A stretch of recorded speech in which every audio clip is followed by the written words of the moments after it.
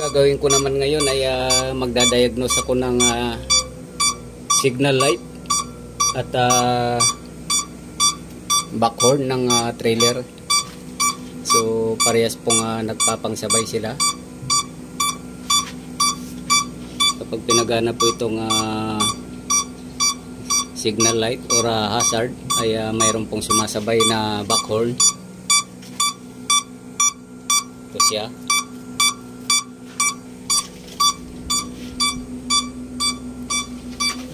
Dito po kung napapansin natin ay hindi lang backhorn ang sumasabay, kundi pati itong signal light ay itong park light.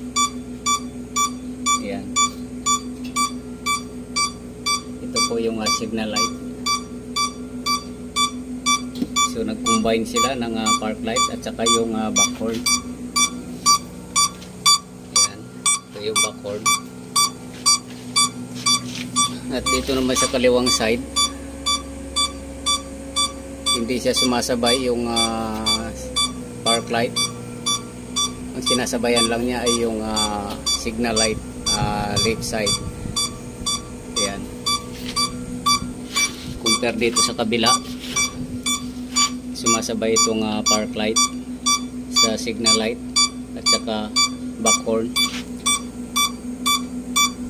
So hanapin po natin yung naging dahilan dito. Ibig sabihin yung naging problema dito ay banda po dito sa bandang kanan, dahil ito po yung mas marami pong lumalabas na indikasyon itong kanang side compare dito sa kaliwang side.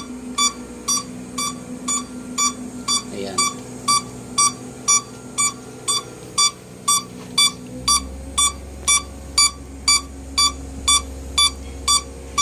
Hanapin po natin yung nagiging problema dito.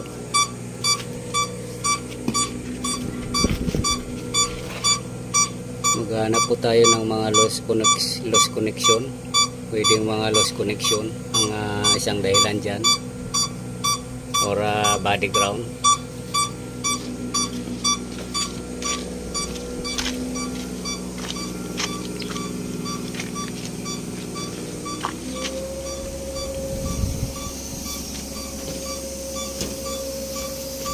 Itong trailer dito ay mayroon siyang nilagay na body ground galing ng tractor head.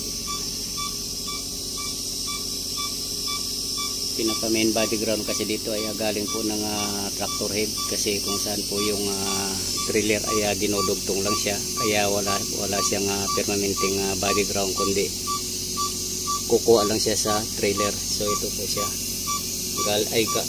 galing po ng tractor head.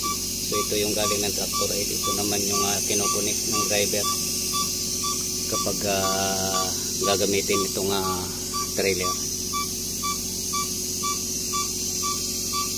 So ito ay medyo ayusin po natin to, kasi isa rin na magiging dahilan dito. At ito rin, kailangan ma-connect din ng maayos to.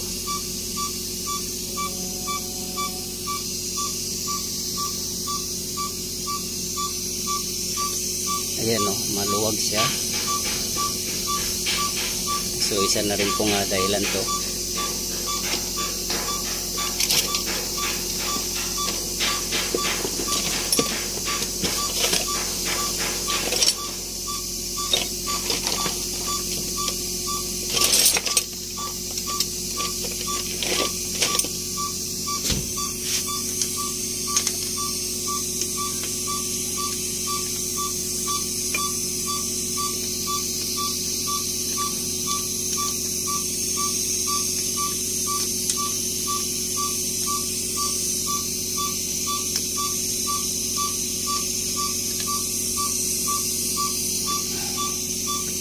So hindi pa rin tumitigil yung tumutunog.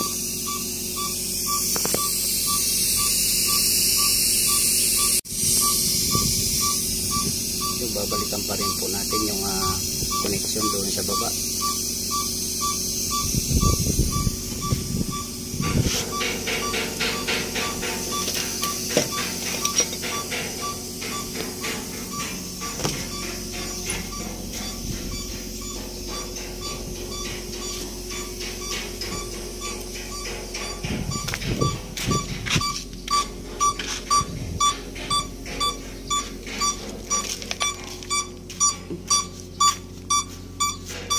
kailangan po kasi ay hindi magpapangsabay ito saka ito, dahil ito po signal light. Itong signal light ay nagbi-blink, samantala itong park light ay steady lang po siya.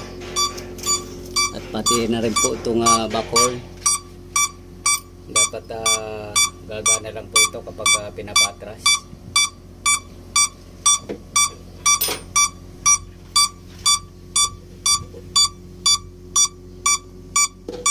Maaaring loose connection po ito or kulang ng body ground.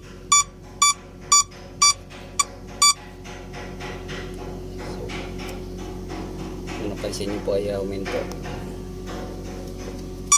Ayan o, bumabalik. So ibig sabihin po mayroong siyang loss connection dito na negative power. Ayun, nawawala po siya. Tumigil na po yung backhorn. Tingnan po natin yung ilaw dito kung nag-blink pa rin.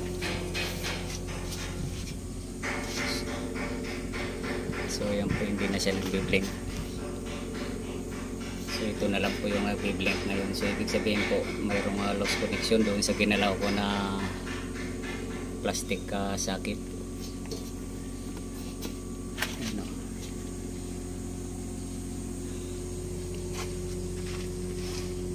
Galawin po natin ulit.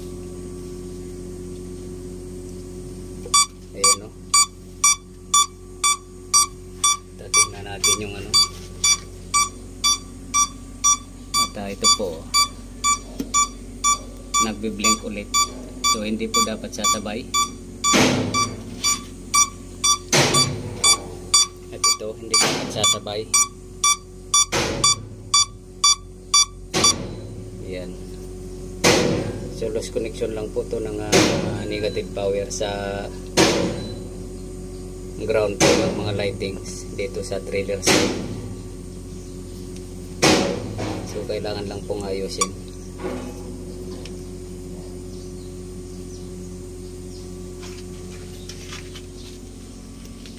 Ayan o. Okay na siya o. I-retip po natin itong ayan o.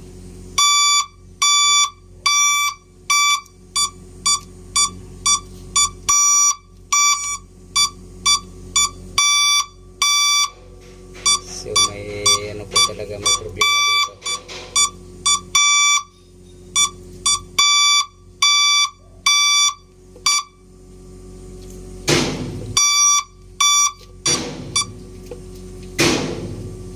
Kailangan po siyang ayusin.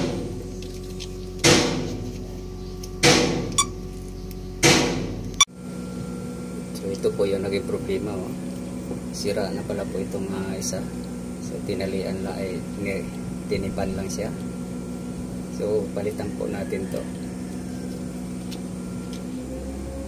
Kaya pala hindi nang kukunik ng maayos yung mga terminals dahil po dito sira siya oh.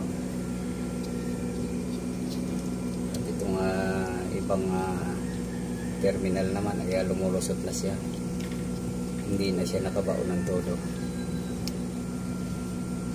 So ayan po, hindi na siya pantay oh. Nakalubog tong isa dito. So papalitan po natin to. Kaya mayroon po akong pangpalit. Kaya ito kaparehas po siya. Kahit luma po siya pero parehas po yung ano niya, sukat. So ito na lang po yung ipapalit ko dito.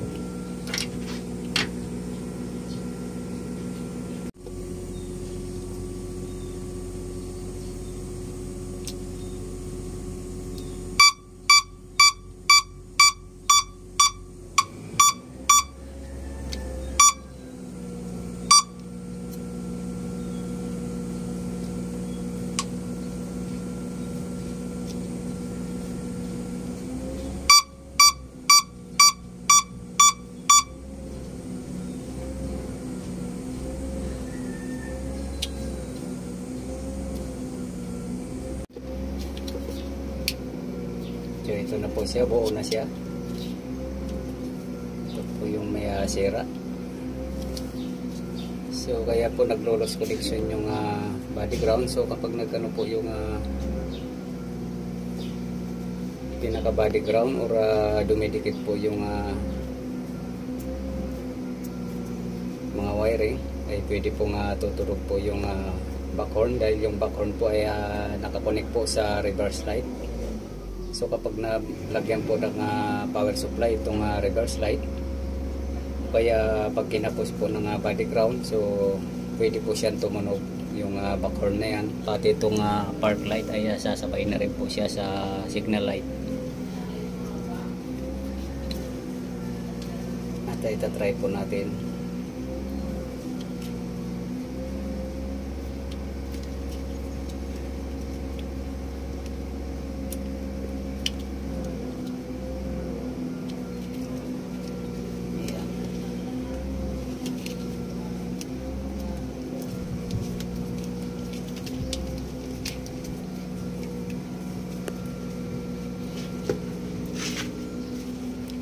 So ayan na po, hindi na sumasabay itong park light na to.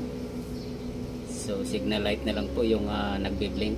So yan po yung tama. At saka ito po ay hindi na po siya sumasabay. Ayan. So okay na po siya. At aayusin ko pa po itong wiring position na to para hindi po siya nakalaylay. So hanggang dito na lang po muna ang video kong ito. Please like, subscribe na lang po at hit notification bell para sa susunod na mga video. God bless all po.